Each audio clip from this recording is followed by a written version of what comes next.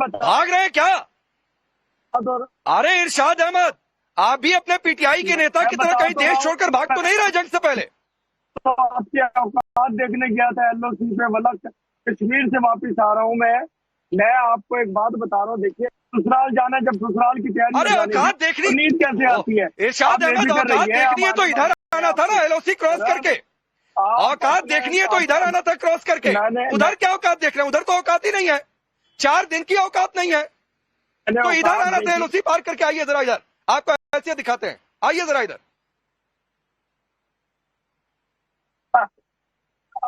हम करते हैं प्यार मोहब्बत की। देखिए, आपके ना तकरीबन 80-90 करोड़ के करीब लोग ऐसे हैं जो खुराक से तंग है, जो भूख से मर रहे हैं, जो नौकरी नहीं है, जिनको कुछ नहीं है, उनको पालो पोसो, उनको बेचारों को रिस्क दो। ये बात, ये लड़ाई वाली आपकी औकात नहीं है, आप नहीं लड़ सकते पाकिस्तान से। पाकिस्तान का मुकाबला करना होता तो आप जितने दिन से धमकियां लगा रहे हैं, इतने दिन में आप मेरे पास आ चुके होते और हमारे पास कान पकड़ के बैठे होते आप। अच्छा थोड़ी नहीं लगता लेकिन है, चूंकि आपकी सेना मुजफ्फराबाद में आम लोगों के राशन को लूट रही है और आप हंसी मजाक की बात कर रहे हैं। आप भाग रहे हैं कहीं, ठीक है, आप टीवी पर कहिए, अपने मुल्क से लोगों से कहिए कि आप एलओसी देखने गए थे। मुझे पता है कि आप भी भागने की तैयारी में हैं। आपके पीटीआई के एक नेता ने कहा कि लड़ाई हुई तो इंग्लैंड भाग जाऊंगा, तो मुझे पता है कि आप भी मुल्क छोड़कर भाग जाएंगे। तो हालात यही हो चले हैं आपके पाकिस्तान में। तो आप इधर उधर की बातें कर लीजिए सर, टीवी पर अच्छा लगता है, आपके मुल्क के लोग भी कहेंगे कि देखो हमारा नेता जा रहा है, लेकिन हकीकत जन्नत की क्या है ये सबको पता है।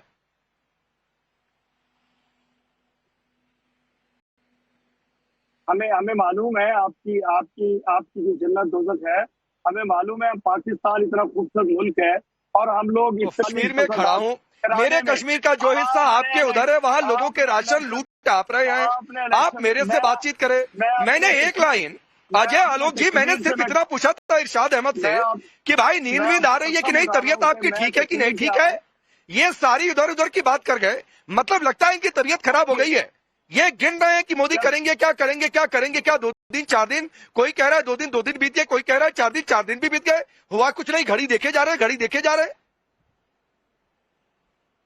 इंतजार कर रहा है कि भारत जल्दी करे, क्योंकि ये पंजाब नाम का कैंसर जो पाकिस्तान में पनप चुका है, ये बाकी पाकिस्तानियों के माथे पे आ गया है। चाहे वो सिंध हो, चाहे बलूचिस्तान हो, चाहे खैबर पख्तूनवा हो, हर कोई इंतजार कर रहा है कि इन पंजाबियों की पिटाई होनी बहुत जरूरी है, क्योंकि सारे आतंकी इन्हीं में से निकल के आते हैं, सारे ट्रेनिंग कैंप इन्हीं में से निकल के आते हैं, सारे पाकिस्तान को डिस्टेबलाइज इन्होंने ही किया हुआ है। पूरे विश्व की टेररिज्म सप्लाई फैक्ट्री यहीं से होती है।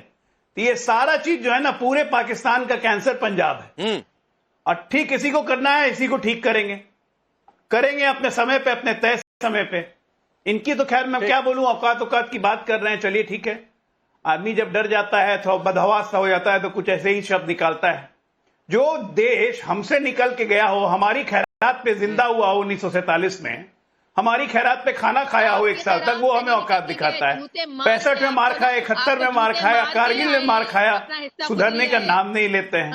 अपने खाने का 1500 किलो रुपया आटा का चिंता नहीं है, चले भारत के 80-90 करोड़ लोगों की चिंता करने। पहले अपने खाने पीने का इंतजाम कर लीजिए। मैंने कहा ना कि इस पाकिस्तान का कैंसर है पंजाब, अब उस कैंसर का ट्रीटमेंट का समय आ गया है, वही ट्रीटमेंट होगा। हम ही नहीं करेंगे, बलूचिस्तान भी करेगा, खैबर पख्तूनवा भी करेगा, सिंध भी करेगा, सारे मिलकर ट्रीटमेंट करेंगे पंजाब का। सही है, ठीक है। अब मैं कुछ बोलूं? जुड़ी हुई है, आप तहम्मुल मिजाजी से सुनेंगे। सना खान, मैं आपसे भी वही सवाल पूछता हूँ जो इरशाद से पूछा। अरे सवाल सुन लीजिए मोहतरमा, सवाल सुन लीजिए। आपकी तबीयत ठीक है, आप बहुत बोलने को बेताब हैं, बीपी वगैरह सब ठीक है, कितनी रातों से सोई नहीं है, क्योंकि आपके नेता तो रात को 2 बजे भी बाइट दे देते हैं 2 दिन पहले। बिल्कुल हशाश बशाश फुल एनर्जी के साथ हूँ मैं, अल्हम्दुलिल्लाह। और आपको एक बात बता दूं, और राकेश पूरी मेरी जो बात है ना पूरी होने दीजिएगा, क्योंकि आपको जैसे ही मैं सच बोलना शुरू करते हैं आप बताते सना खान का ऑडियो डाउन कर दीजिए, सना खान का ऑडियो डाउन कर दीजिए। अब तहम्मुल मिजाजी से सुनिएगा बात। पहली बात तो ये थी कि भारत की किसी भी जारत का मुंह तोड़ जवाब दिया जाएगा। मैं पिछले आपके कई प्रोग्राम से बात कर चुकी हूँ। पाक फौज बिल्कुल चौकस है, और इसके अलावा पूरी कौम सीसा पिलाई दीवार बनी हुई है, और पूरी कौम मुत्तहिद भी है। लेकिन अगर आपकी तरफ से कोई भी आपने ललकारा, आपने कोई भी ऐसी हरकत की, तो उसका भरपूर जवाब देगी पाक फौज, पाकिस्तानी कौम भी। एक बात।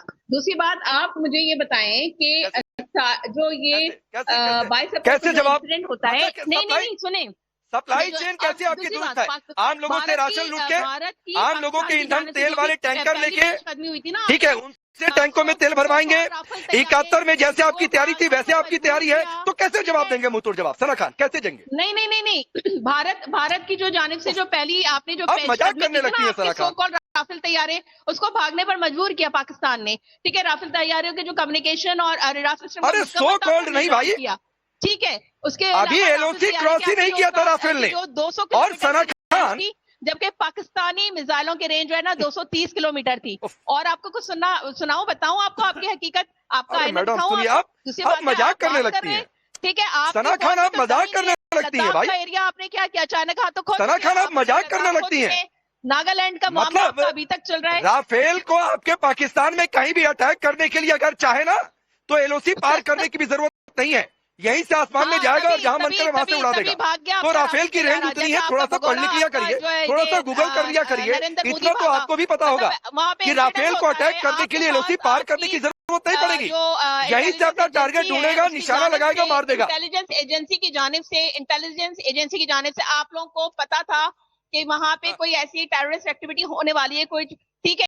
तभी आपके नरेंद्र मोदी ने अपना वहां का दौरा मंसूख किया, ठीक है। क्यों किया? उसके बावजूद मैडम सुनिए ना, अभी हमारी इंटेलिजेंस एजेंसी पर मत आइए। 5 से 10 मिनट में आपकी पूरी इन्वेस्टिगेशन हो गई, आपने एफआईआर दर्ज कर दी। और ठीक उसके 40 घंटे बाद जो वाकया रूनुमा, उसके ठीक 40 घंटे बाद आपके यहाँ पर न जाने कितने टेररिस्ट को अज्ञात लोगों ने मार दिया, चलाने के लिए। ये तो अनजान लोगों ने मार दिया। और आप आती है हमारी इंटेलिजेंस एजेंसी पर, कर्नल शैलेंद्र सिंह, ये इंटेलिजेंस एजेंसी की बात कर रही हैं। इनके यहाँ न जाने कितने टेररिस्ट मारे गए अज्ञात लोगों से, कोई गया ठोक के चल दिया। हाफिज सईद को कंटोनमेंट इलाके में शिफ्ट कर दिया है, जहाँ पर 4 कोर कमांडर रैंक के अफसर रहते हैं। ये इंटेलिजेंस एजेंसी की बात करती है। 71 में 2 टुकड़े करा दिए थे, 93,000 लोगों ने सरेंडर कर दिया था। ये इंटेलिजेंस की बातचीत करती है सना खान। जय हिंद, नमस्कार राकेश जी। इरशाद भाई मेरे अपने खास आदमी है, इसलिए मैं उनके लिए रिक्वेस्ट करूंगा।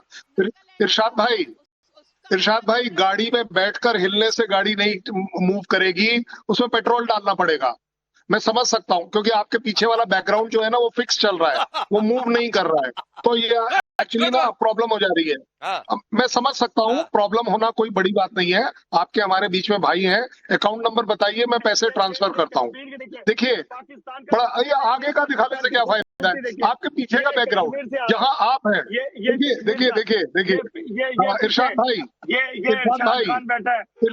सुन तो लो, इरशाद भाई सुन लो। देखो मैं आपके बीच में बिल्कुल नहीं बोलता, आपके मेरे बीच का एग्रीमेंट है कि जब आप शेर बोलेंगे तो मैं वाह वाह करूंगा। आप शेर आदमी है, सुनना भी सीखिए, ज्यादा बड़ी बात। और जहां तक हमारी वो बच्ची जो है खान है, उसको मैं सिर्फ ये समझाना चाहूंगा कि बेटा आपस में बात करना बुरा नहीं होता।